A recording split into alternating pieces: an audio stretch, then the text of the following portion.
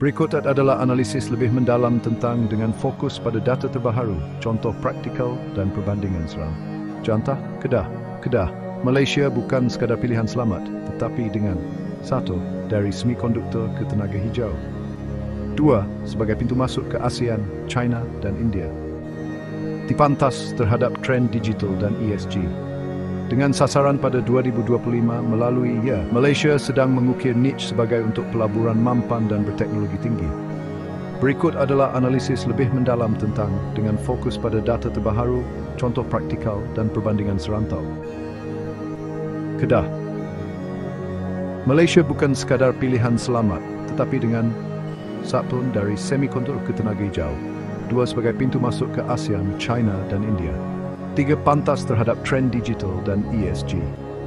Dengan sasaran pada 2025 melalui Malaysia sedang mengukir niche sebagai untuk pelaburan mampan dan berteknologi tinggi.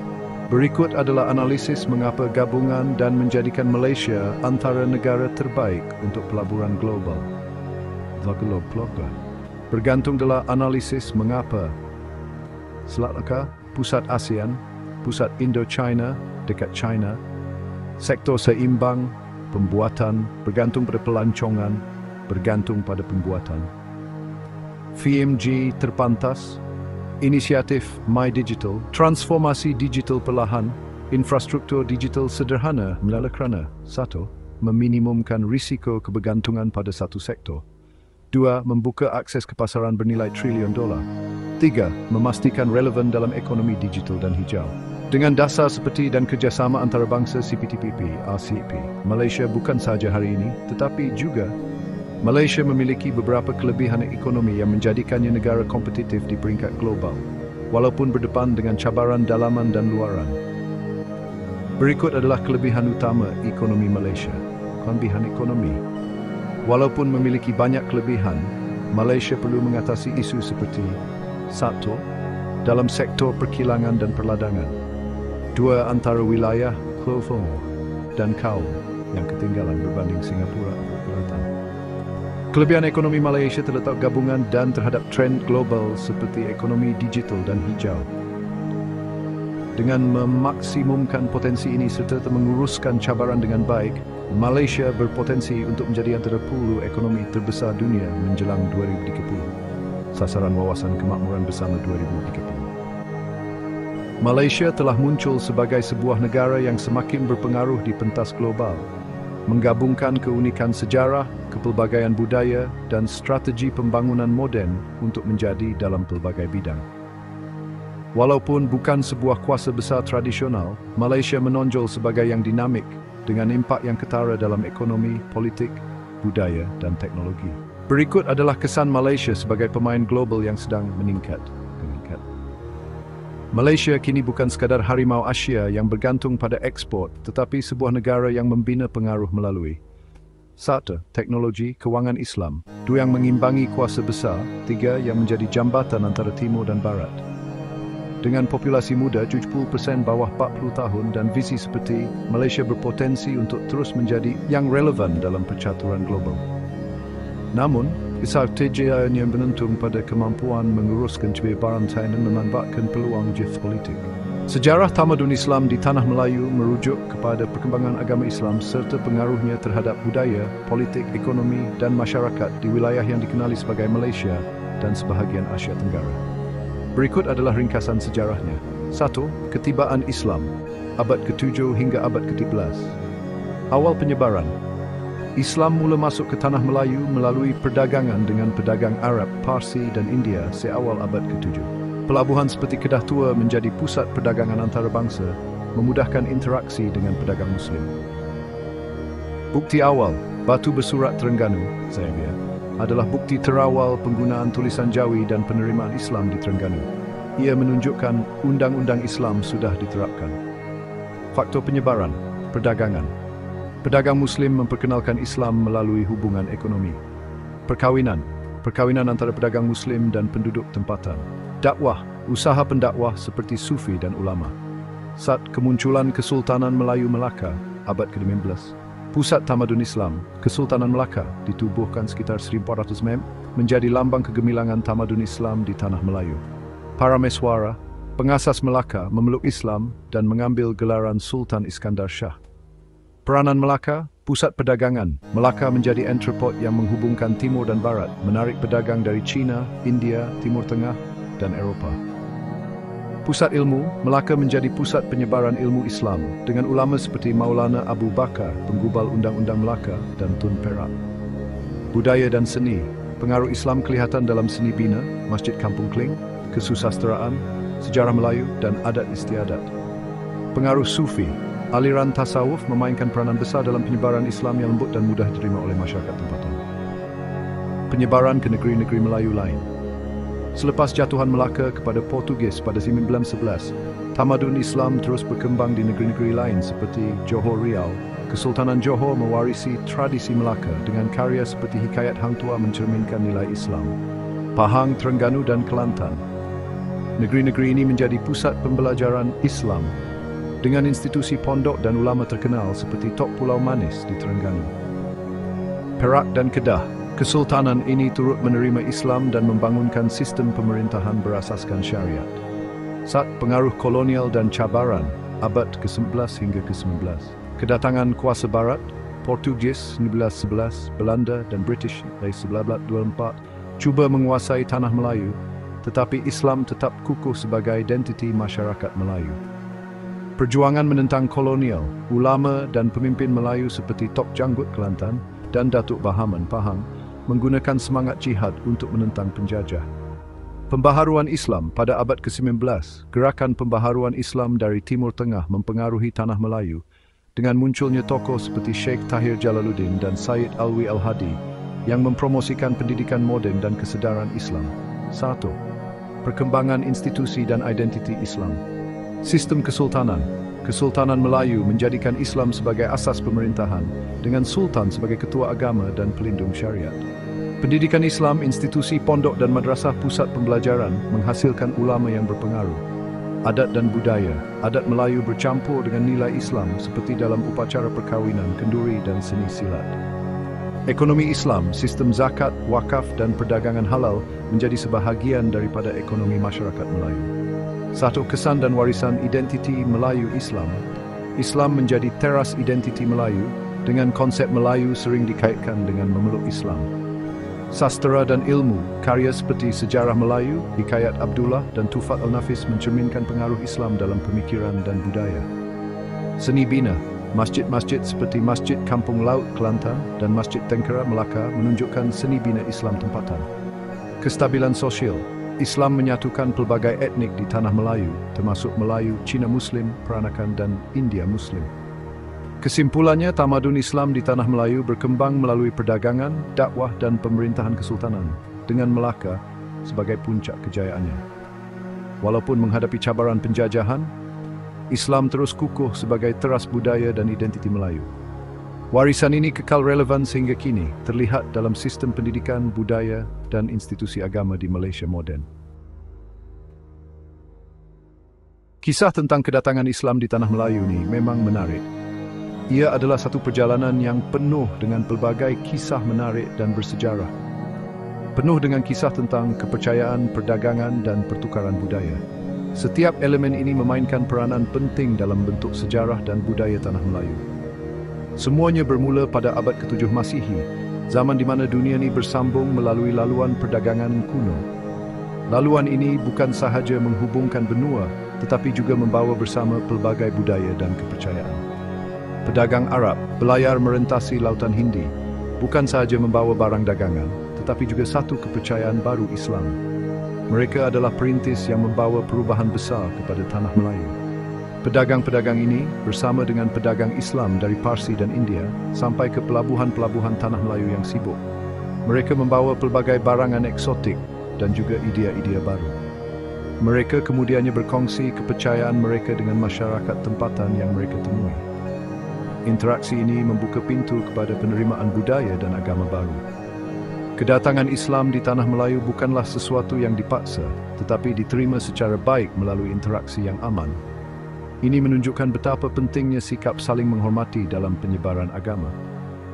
Pedagang-pedagang ini yang kebanyakannya menetap di bandar pelabuhan hidup harmoni dengan penduduk tempatan. Kehidupan bersama ini memperkukuhkan lagi hubungan antara dua budaya. Mereka berkongsi adat dan tradisi mereka, termasuklah amalan keagamaan mereka. Amalan-amalan ini menjadi sebahagian daripada kehidupan harian masyarakat tempatan. Interaksi inilah yang membuka jalan kepada penerimaan Islam secara beransur-ansur. Proses ini berlaku secara semula jadi dan tanpa paksaan. Interaksi awal antara pedagang Islam dan masyarakat tempatan diwarnai dengan sikap saling menghormati dan memahami. Ini adalah asas kepada penerimaan Islam yang meluas di tanah Melayu. Pedagang memperkenalkan idea dan teknologi baru, dan pada masa yang sama, mereka juga menyesuaikan diri dengan budaya tempatan. Pertukaran ini memperkayakan kedua-dua belah pihak. Pertukaran ilmu dan idea ini mewujudkan landasan yang subur untuk benih-benih Islam berkembang. Ilmu yang dibawa oleh pedagang ini menjadi asas kepada perkembangan intelektual di tanah Melayu. Seiring dengan kemajuan perdagangan, begitu juga dengan perkembangan Islam di tanah Melayu. Islam menjadi sebahagian daripada kehidupan harian dan budaya masyarakat tempatan. Masjid-masjid mula dibina di bandar-bandar pelabuhan, berfungsi sebagai pusat solat, pembelajaran dan perhimpunan masyarakat. Masjid-masjid ini menjadi pusat kepada kehidupan sosial dan keagamaan. Komuniti Islam awal ini memainkan peranan penting dalam menyebarkan mesej Islam. Mereka menjadi contoh kepada masyarakat tempatan tentang cara hidup yang berlandaskan ajaran Islam. Mereka mengamalkan nilai-nilai keamanan, toleransi dan kasih sayang. Nilai-nilai ini menjadi asas kepada penerimaan Islam yang meluas di tanah Melayu, menjadikan Islam sebagai sebahagian daripada identiti budaya tempatan. Bisikan tentang kehadiran Islam di tanah Melayu masih kedengaran hingga ke hari ini. Sejarah ini bukan sekadar cerita lisan, tetapi juga terpahat dalam bentuk artifak dan inskripsi yang telah ditemui oleh para arkeolog. Ia terpahat pada artifak dan inskripsi kuno yang menjadi saksi bisu kepada penyebaran agama Islam di rantau ini sejak berabad-abad yang lalu. Artifak-artifak ini bukan sahaja menjadi bukti kukuh akar umbi agama Islam di rantau ini, tetapi juga mencerminkan bagaimana Islam telah mempengaruhi budaya dan kehidupan masyarakat Melayu. Salah satu artifak tersebut ialah batu bersurat Terengganu. Sebuah batu bersurat yang ditemui pada tahun 1887 di Kuala Berang, Terengganu. Batu ini menjadi salah satu penemuan paling penting dalam sejarah Islam di Malaysia. Batu bersurat Terengganu yang berasal dari tahun 1333 Masihi ini ditulis dalam tulisan Jawi, sistem tulisan yang berasal dari tulisan Arab. Tulisan ini digunakan secara meluas dalam dokumen-dokumen rasmi dan keagamaan pada masa itu. Inskripsi tersebut yang merupakan teks undang-undang mengisytiharkan Islam sebagai agama rasmi Kerajaan Terengganu. Ini menunjukkan betapa pentingnya peranan Islam dalam struktur pemerintahan dan undang-undang pada masa itu. Ia juga menggariskan prinsip-prinsip Islam dalam pemerintahan dan keadilan yang menjadi panduan dalam kehidupan seharian masyarakat pada masa itu. Prinsip-prinsip ini merangkumi aspek-aspek seperti keadilan, kebajikan dan tanggungjawab sosial. Batu bersurat ini memberikan bukti konkret tentang pembentukan awal Islam di tanah Melayu. Ia menjadi saksi kepada bagaimana Islam mula bertapak dan berkembang di rantau ini. Penggunaan tulisan Jawi pada batu bersurat Terengganu menunjukkan pengaruh Islam terhadap bahasa Melayu. Tulisan Jawi ini bukan sahaja digunakan dalam dokumen-dokumen rasmi, tetapi juga dalam kesusasteraan dan pendidikan. Jawi yang diadaptasi dari tulisan Arab menjadi sistem tulisan utama untuk bahasa Melayu selama berabad-abad. Ia memainkan peranan penting dalam penyebaran ilmu dan kesusasteraan Islam di seluruh rantau ini. Ia memudahkan penyebaran ilmu dan kesusasteraan Islam di seluruh rantau ini. Melalui tulisan Jawi, banyak karya-karya penting dalam bidang agama, sains dan kesusasteraan dapat dihasilkan dan disebarkan. Selain batu bersurat Terengganu, penemuan arkeologi di seluruh tanah Melayu juga mengesahkan kehadiran Islam pada zaman dahulu. Penemuan-penemuan ini memberikan gambaran yang lebih jelas tentang bagaimana Islam mula berkembang di rantau ini. Penemuan-penemuan ini termasuklah masjid-masjid kuno, makam dengan inskripsi Islam, dan seramik yang dihiasi dengan motif Islam. Setiap penemuan ini menambah kepada pemahaman kita tentang sejarah Islam di tanah Melayu, dan seramik yang dihiasi dengan motif Islam. Artifak-artifak ini bukan sahaja menjadi bukti fizikal kehadiran Islam, tetapi juga mencerminkan bagaimana seni dan budaya Islam telah mempengaruhi masyarakat Melayu. Artifak-artifak ini menjadi penghubung kepada masa lampau. Ia memberikan kita pandangan yang lebih mendalam tentang bagaimana masyarakat Melayu pada masa itu menerima dan mengamalkan ajaran Islam. Ia menggambarkan penerimaan Islam secara berperingkat oleh masyarakat Tanah Melayu. Proses ini berlaku secara beransur-ansur dengan pengaruh Islam yang semakin kuat dalam kehidupan seharian masyarakat. Penyebaran Islam di Tanah Melayu bukanlah sesuatu yang berlaku secara tiba-tiba. Ia adalah proses beransur-ansur didorong oleh beberapa faktor. Perdagangan memainkan peranan penting, di mana pedagang Islam mewujudkan jaringan perdagangan yang meluas di seluruh rantau ini. Pedagang-pedagang ini, yang sering dihormati dalam kalangan masyarakat, memperkenalkan prinsip dan amalan Islam kepada pemerintah tempatan dan rakyat jelata. Perkawinan campur antara pedagang Islam dan wanita tempatan juga menyumbang secara signifikan kepada penyebaran Islam. Perkawinan ini memupuk pertukaran budaya dan persefahaman. Memandangkan anak-anak biasanya dibesarkan mengikut agama bapa mereka, Islam tersebar secara beransur-ansur melalui hubungan kekeluargaan. Usaha mubalik sufi dan cendekiawan Islam yang dikenali sebagai ulama semakin mempercepatkan penerimaan Islam. Pendakwah sufi yang terkenal dengan kesalehan dan pandangan spiritual mereka mengembara ke seluruh rantau ini. Mereka berkongsi ilmu dan ajaran mereka, seringkali melalui muzik dan penceritaan, menjadikan Islam mudah difahami oleh masyarakat umum. Ulama, yang merupakan cendekiawan dalam bidang hukum dan teologi Islam, memainkan peranan penting dalam menubuhkan institusi Islam dan menyediakan pendidikan agama. Mereka menasihati pemerintah tentang hal ehwal pentadbiran dan undang-undang, seterusnya mengintegrasikan prinsip-prinsip Islam ke dalam struktur masyarakat. Pada abad ke-15, Kesultanan Melayu Melaka muncul sebagai kuasa dominan di Asia Tenggara. Kesultanan ini bukan sahaja menjadi pusat perdagangan yang penting, tetapi juga simbol kebangkitan tamadun Islam di rantau ini. Diasaskan oleh Parameswara, seorang putera dari Palembang, Melaka dengan cepat berubah daripada sebuah perkampungan nelayan kecil menjadi sebuah entrepot yang sibuk. Parameswara melihat potensi besar dalam lokasi strategik Melaka dan memanfaatkan peluang ini untuk membangunkan sebuah pelabuhan yang menarik pedagang dari seluruh dunia. Lokasi strategiknya di sepanjang Selat Melaka yang penting. Laluan perdagangan utama antara timur dan barat menyumbang kepada kebangkitannya yang pesat. Selat ini menjadi laluan utama bagi kapal-kapal yang membawa rempah, sutera dan barang-barang berharga lain, menjadikan Melaka sebagai pusat perdagangan yang tidak dapat ditandingi. Penukaran agama Sultan Iskandar Shah, pengganti Parameswara kepada Islam pada awal abad ke-15, menandakan titik perubahan dalam sejarah Melaka. Dengan penukaran ini, Melaka bukan sahaja menjadi pusat perdagangan tetapi juga pusat penyebaran agama Islam di rantau ini. Islam menjadi agama rasmi kesultanan dan pengaruhnya meresap ke dalam semua aspek kehidupan. Dari undang-undang hingga seni dan budaya, Islam memainkan peranan penting dalam membentuk identiti Melaka. Melaka berubah menjadi pusat pengajian Islam, perdagangan dan budaya yang terkenal, menarik minat para cendekiawan, pedagang dan pengembara dari seluruh dunia Islam. Pasar-pasar di Melaka dipenuhi dengan pelbagai barangan dari seluruh dunia, mencerminkan kepelbagaian budaya dan pengaruh yang ada di sana.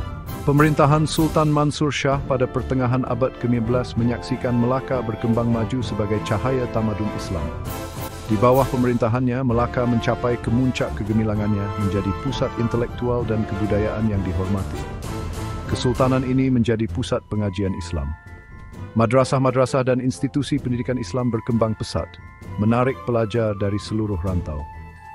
Cendekiawan terkenal dari sejauh Arab dan Parsi berpusu-pusu ke Melaka, tertarik dengan reputasinya sebagai pusat wacana intelektual dan naungan sultan. Mereka membawa bersama mereka ilmu dan pengetahuan yang memperkayakan lagi budaya dan intelektual Melaka. Kemasyhuran Melaka sebagai pusat pengajian Islam tersebar luas. Peta-peta kuno menunjukkan Melaka sebagai pusat pembelajaran yang penting, di mana manuskrip dan buku-buku dari pelbagai bidang ilmu dikumpulkan dan dikaji. Pelajar-pelajar dari kepulauan jiran dan tanah besar Asia Tenggara datang ke Melaka untuk belajar di bawah bimbingan cendekiawan terkemuka. Mereka datang dengan harapan untuk memperoleh ilmu yang akan membantu mereka dalam kehidupan dan kerjaya mereka. Ilmu yang mereka perolehi kemudiannya disebarkan ke seluruh rantau ini, seterusnya mengukuhkan pengaruh Melaka. Manuskrip-manuskrip yang disalin dan dikongsi membantu menyebarkan pengetahuan dan kebijaksanaan, menjadikan Melaka sebagai pusat intelektual yang dihormati di seluruh Asia Tenggara.